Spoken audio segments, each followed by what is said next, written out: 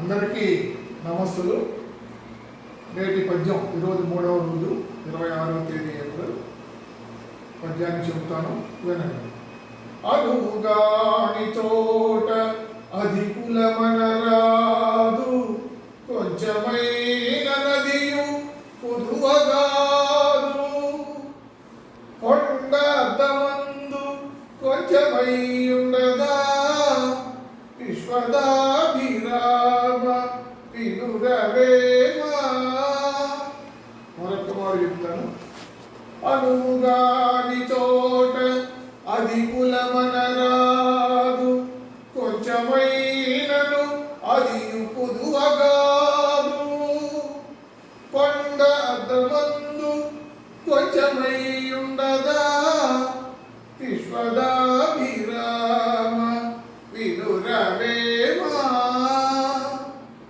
దీని భావం, మనకు అనుకూలంగా లేనటువంటి చోట మనం గొప్పవారు అని చెప్పుకోకూడదు. మనం కొద్దిగా ఉన్నంత మాత్రాన మన విలువేమి తగ్గిపోదు. ఎలాగంటే పెద్ద కొండ కూడా అద్దంలో చిన్నదిగానే కనబడుతుంది, అంత మాత్రం చేత కొండేమి చిన్నదైపోదు. అలా మనం కూడా మనకు అనుకూలం కాని చోట మనం తగ్గి ఉండటమే మంచిది అని వేమన గారు చెప్తున్నారు. ఇప్పుడు పద్యాన్ని నేను ఒకసారి చెప్తాను, నన్ను అనుసరించి పిల్లలు మీరు చెప్పండి. అనుగాని చోట